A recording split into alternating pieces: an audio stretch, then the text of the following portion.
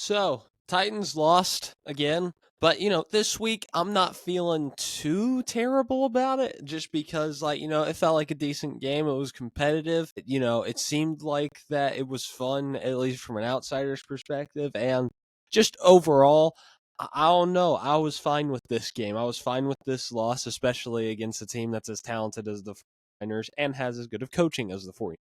But anyway, we still got to talk about the game, positives, negatives, who we play next week, and then let's get right on into that. So, what's good, y'all?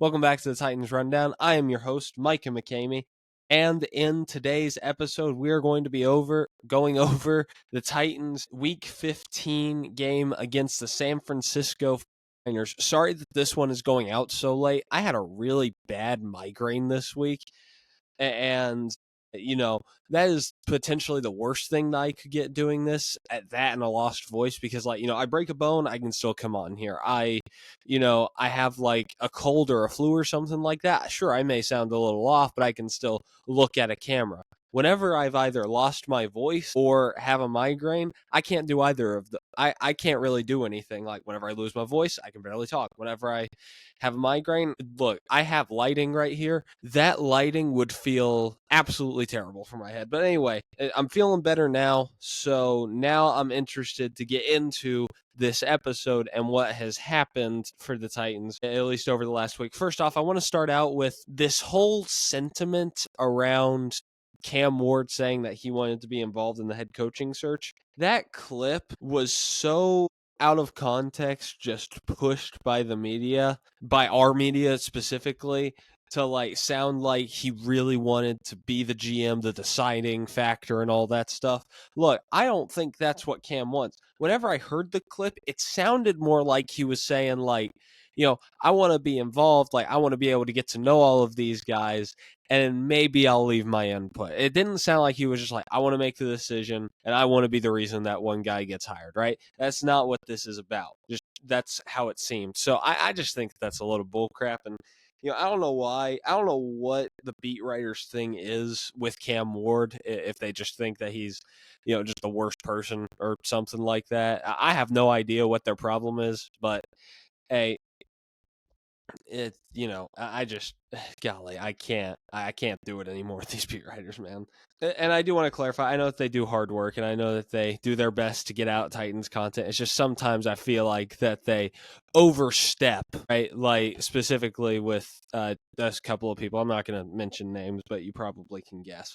Anyway, let's get into the actual game itself before I say something that gets me in trouble. Okay, so starting out, we have Cam Ward's game against the San Francisco 49ers. He went 18 of 29 for 170 yards and 2 touchdowns with no turnovers. Now, here's the thing, right? This game was really decent, right? He made a couple of really good throws. He had a couple of nice moments, right? The thing that frustrates me about this game, though, is that this game was so close to being Cam Ward's best game of the year by far if it wasn't for that one stupid deep shot at the end of the second half, at the end of the first half, my apologies. So here's the thing, right? He was 2 of 3 on deep balls, right? I want to put that out there because I feel like that a lot of people are talking about how terrible it is that Cam missed that dude that was wide open and, how awful Cam Ward's deep ball is and how it's incredibly worrying and how it could lead to him being a bust and all this stuff. And I'm just like, he completed 2 other deep balls, one to Gunnar Helm and the other to Van Jefferson.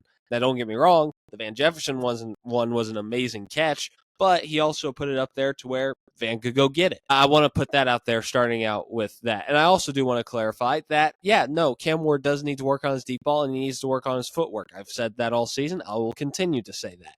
But that doesn't mean that Cam has just the worst deep ball in the league whenever you take a look at the idea that he was 2 for 3 on deep balls in this game. It's not like if he would have even missed just the one to Gunnar Helm, then I would be like, okay, yeah, it's really concerning after this game. But I'm just like, this is the game that you're concerned about the deep ball on? Like, the concern of the deep ball is valid, no doubt. But this is the game that you decide to be incredibly worried about it, like scared to death that maybe he's terrible. And I remember seeing this one post from somebody that's saying, I remember one of the Justins, I think it was Graver, put out a post basically showing Matthew Stafford missing a deep ball, and it was just like, yeah, I want to post this just to show, like, it's not like, everybody hits every single deep ball. I remember somebody said that it was invalid and petty to compare Cam Ward to that, because Matthew Stafford is by far the best deep ball passer in the game. And I'm just thinking, like, that was the entire point, is that Matthew Stafford is incredible at throwing the deep ball, and he still sometimes misses a couple of those balls. That is the whole point, is that, again, he went 2 of 3 on deep balls, but the one thing that Titans fans took out of that game was that he missed that one deep ball. And even then, like, he got rammed into by by his offensive tackle. He couldn't even plant his feet and actually make a decent throw. That's the thing. And look, okay, again, I cannot stress to you enough how much I do actually think that Cam Ward needs to work on his deep ball in the offseason, but I feel like that this is the weirdest game to point at, and this is just a thing in general with the Titans community. This is the weirdest thing. This is the weirdest game to point at and be like, that's the game that shows me I should be concerned about the deep ball. Literally any other week of the season, the game against the Colts, which even then Alex just had some problems tracking it, or the game against the Patriots, I'm pretty sure he had a couple of misses. There were the Chargers, I think he had a couple of deep misses. Like, there were a lot of games this season where you could have looked at it and been like, yeah, that's concerning, that deep ball. But really, the Niners game? I just don't get that. But anyway, I thought Cam played a pretty decent game, all things considered. It does frustrate me that this game was so close to being, like, bar none, his best game of the season. But you give him that deep ball, that's like, I don't know, like 18, 19 of 29. That's like about 210 yards, 3 touchdowns, and hopefully no picks. Like, dude, that's a good game by Cam Ward if he hits that deep ball. But still, again, pretty decent game. I'd give it like a B minus, just because of the fact that, one, it was the Robert Saleh defense, and two, even with them being banged up, the schematics are still pretty great, and other things like that. So anyway, going into the positives, I want to start out by saying that the O-line, this is the best game that they've played all season. Yes, Oli Udoh, I still can't pronounce that name completely, he got rammed into by a defensive lineman, and then that led to Cam Ward's footwork being all sorts of off during that deep pass to Van Jefferson. I mentioned that, but there were still some really solid, there were still some really good moments from these guys. First off, Cam Ward did not take a sack. That is absolutely huge, right? That is something that we want to see. And heck, that's probably what led to Cam Ward getting that, that's probably what led to Cam Ward actually having one of his better games of the year, was that the O-line actually decided to protect him. And here's the thing, right? You're going to see this over the next couple of weeks. I'm just telling you right now. Cam Ward's O-line is going to continue to protect him pretty well, and that will lead to Cam Ward just having better and better games. Could that lead to a win? I have no idea, and I'm honestly a little worried that it might. But it definitely is something that I do think will happen. I think that the O-line is just getting better every week. They're starting to mesh well, and I just think that, yeah, I think it's worth it to bring all of them back next year. Let Zeitler come back and let this O-line work again in 2025. Or 2026. And then if it flops there, J.C. Latham plays terrible, Kevin Zeitler's washed, Lloyd Cushenberry never fully recovers from that Achilles tear. Like, if all those things are happening, then yeah, cut ties with most of the O-line, especially Dan Moore, which personally, if we are back into playoff contention, well, actually, my personal opinion on that matter is that we trade down with some team quarterback needy, whether we pick 1 or 2, because we're going to have one of those picks if we lose out. We trade down with a quarterback needy team. We get that first round pick. We draft a receiver for Cam and a defensive lineman of the future. And then what happens after that? Like, the second round pick, we go with a cornerback. Maybe we got another second round pick out of that trade. And that could lead to us getting like a project left tackle to sit under Dan Moore. That's just something that I've thought of with the draft. But anyway, it's still going to give the O-line its flowers right now because, well, they played really well. And honestly, I know that Corey Levin didn't play this week, but I remember seeing this article from, I believe, Mello. He said that it is very necessary for the Titans to re-sign both Corey Levin and Oli Udoh, and I 100% agree with that. I think that those two are amazing depth pieces for this O-line, and I really hope that we do get those guys back. But anyway, overall, O-line, really solid game. Hoping that they can carry this momentum into the rest of the season, so that way Cam Ward's sack numbers can slow down a little bit. Okay, next positive that I have is Tony Pollard. 14 rushes for 104 yards and a touchdown. I think that's all I really need to say, but still, like, he's been very concise over the past couple of weeks. He's finally starting to get his footing back, and I think part of that is because Bo Hardegree is starting to learn how to call the offense that he has been given, even though it's still a load of crap, and I still don't think he's that great of a play caller. He is starting to figure out how to call the run game, and that's something that is helpful. The O-line is getting better. The receivers are actually pretty decent blockers. I think that's been more of a thing all season, though. And again, Tony Pollard has been very consistent over these past couple of weeks. Now, part of that could also be that he's probably gone after this year, if I had to guess. So maybe he's trying to build up his stock in free agency next year or the year after that, right? That could definitely be a thing. I mean, personally, if it were up to me, I would hope that we could get like a fourth or a fifth out of Pollard, one of those day 3 picks. That would be huge, but still, again, Tony Pollard, he played a really solid game. There's really not that much else to it. And lastly, for the positives, Gunnar Helm, he had the most receiving yards out of everybody on the roster, I believe, and he had the receiving touchdown. So, again, there's not that much else to say. Good adjustment by him on that deep route because, Cam Ward threw it. Again, I'm not saying that it was a bad pass. I actually think it was a really good pass. He threw it to the other shoulder, so that way whenever Gunnar gets the ball, he could just, spin into the end zone, which I thought was a really solid idea. But I just wanted to mention that he was one of Cam Ward's most reliable targets on Sunday. So, yeah, I mean, Gunnar Helm, solid game. Okay, now on to the negatives. 2 of these are in game. 1 of these is just an in general thing. First one, Chimere Dike. Golly, I was not expecting to have him in this category, but here we are. I mean, he's been a very great return man all season, and he's been one of Cam Ward's better receiving targets. So, it is not easy for me to put him on this negatives area, but this is for 2 reasons. One, he didn't really have that many explosive moments in the return game. I mean, to be fair, it's hard to whenever the other team is probably so focused on you. But the second thing, and this is the thing that really bugged me, the drops pass. You knew that it was going to come up at some point. Cam Ward drops back in the pocket. He can't find anybody. He rolls out to the right. This is about from like the 15-yard line. He goes all the way back to like the 35-yard line. Scrambles 20 yards backwards. He steps up a couple of yards on the sideline. He finds Chimere Dike wide open. He throws a dart to him. I mean, it's like right here. It's like right here, something like that. And it just falls right through Chimere Dike's hands. It was the perfect summary of this season for the Tennessee Titans. Cam Ward throwing that ball. He finally has time in the pocket, but he still scrambles out, and he finds a guy, and he makes an amazing play, and it's dropped. It's either that or Cam Ward does something wrong. It's just not fun. That's it.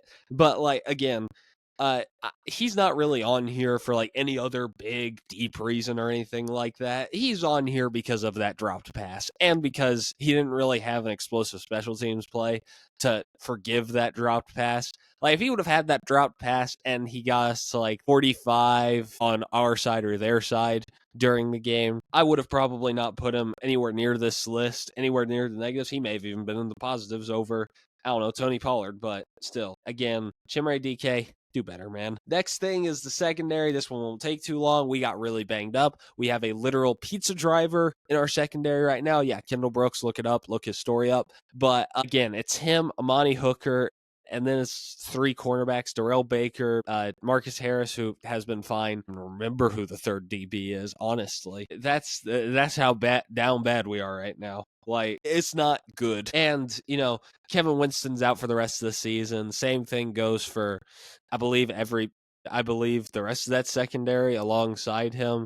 So like it's or same thing with Xavier Woods, that is. So like, man, again, like it hurts just because of the fact that like remember 2 years ago when we thought this secondary was going to be the best in the league? We had L'Jarius Sneed, Chidobe Awuzie, and a Roger McCreary. None of those guys, two of those guys aren't on the roster. The other is going to be gone after this year.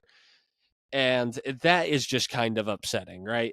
I'm not saying that would be better than it is now. I mean, L'Jarius Sneed ended up being a complete flop. Chido Awuzie is old, and Roger McCreary had his faults. So, like, again, I'm actually fine with parts of the secondary right now. I'm not saying I'm fine with the secondary as a whole, but like, I don't know what to think with Amani Hooker because I'm thinking part of me is like, golly, he's been so terrible this year. But then there's also another side of me. It's just like maybe next year he comes back with pressure on him and has a great year, right?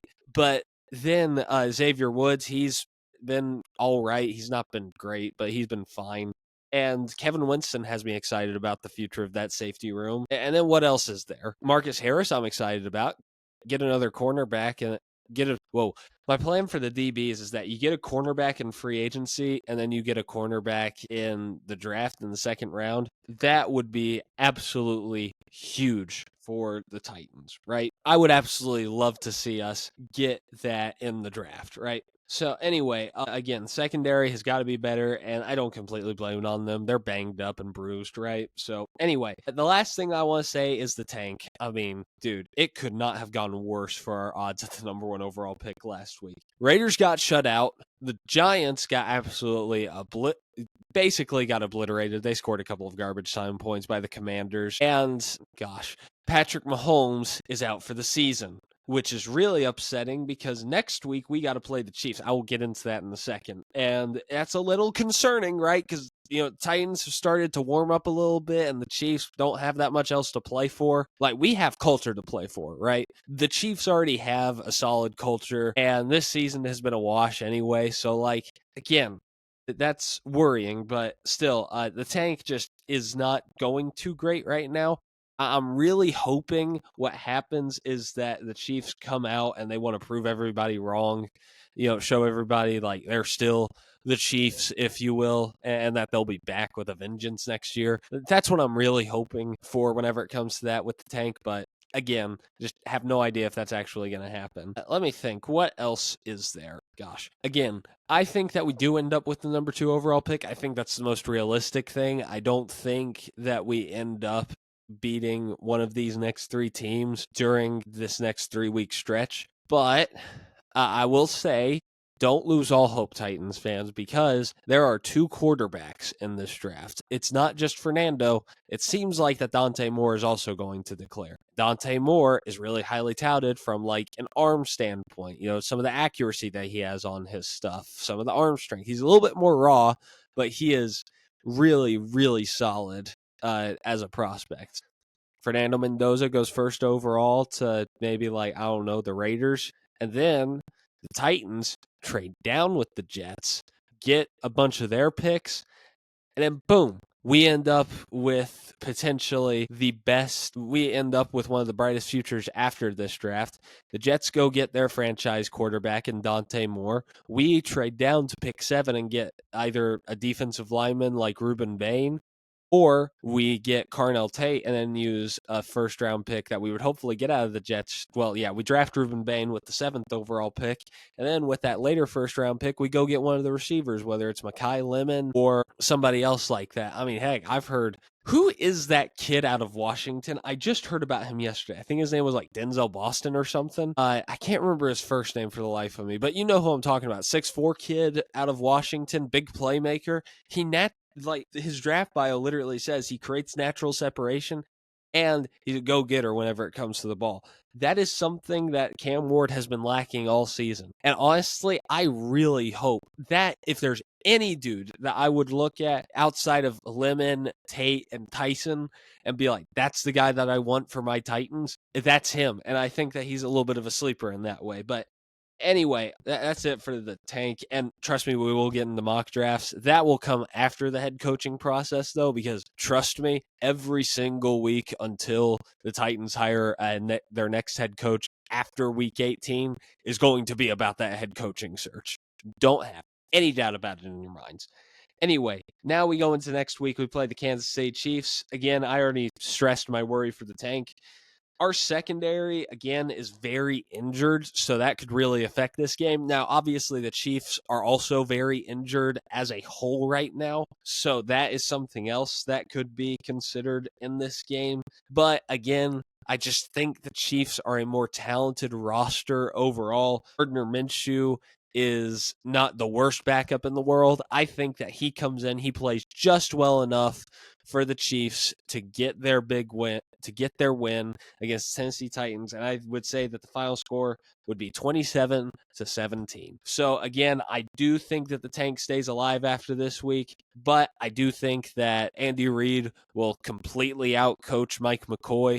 I mean, I think we've seen him do it before as well. And I just don't think that the team is healthy enough for us to actually go out there and get a win against the Chiefs, right? So, again, just not really expecting it. Okay, anyway, that's it for today's episode. I have Instagram and Twitter under the Titans Rundown if you want to go check those out.